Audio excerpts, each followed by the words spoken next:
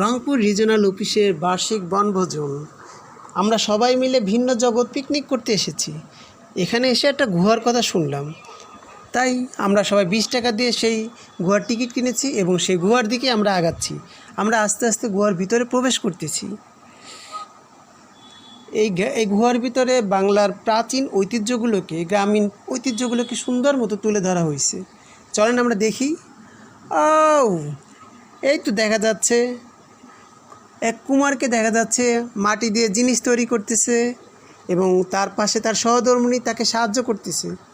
দুজনেই মাটি দিয়ে জিনিস বানাচ্ছে।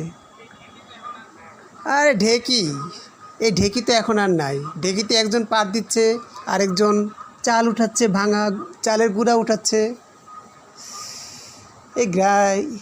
এখানে মূলত আসলে গ্রামীণ ঐতিহ্যগুলোকে সুন্দর মতো তুলে ধরা হয়েছে। আপনারা দেখেন, এই যে পালকি, কি সুন্দর একটা পালকি।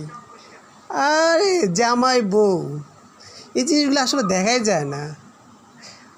কৃষক লাঙ্গল দিয়ে জমি চাষ করতেছে, সেটারই একটা সুন্দর একটা দৃশ্য। মাঠে লাঙ্গল দিয়ে জমি চাষ করতেছে কৃষক। এই জেলে মাছ ধরছে। ওরে বাবা, কত বড় একটা মাছ! দেখেন কত বড় একটা মাছ ধরছে। খুবই সুন্দর লাগতেছে। একজন বাঁশিওয়ালা আবার বাঁশিও বাজাচ্ছে দেখলাম। জমি চাষ করতেছে, তার পাশে একজন বাঁশিওয়ালা বাঁশি বাজাচ্ছে। এখানে একটা মহিষের গাড়ি দেখা যাচ্ছে। আচ্ছা, মহিষের গাড়িতে এক মেয়ে, আর এই পাশে বাপ মা। এছাড়া একটা পরিবার দেখালো। আচ্ছা, মহিষের গাড়ির ব্যাপারটা হইলো, মেয়ে যাচ্ছে, বাপ মা তাকে বিদায় দিচ্ছে।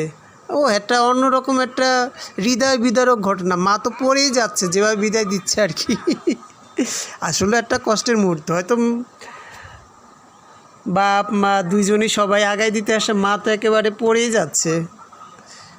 এখানে আসলে আমরা 20 টাকা দিয়ে যে গ্রামীণ ঐতিহ্যগুলোকে দেখলাম, আসলে এটা বলার মতো না। কি বলেন ভাই, ভালো লাগছে না? মাত্র 20 টাকা দিয়ে কিন্তু আমরা অনেক কিছুই দেখলাম। কুমার কুমারী,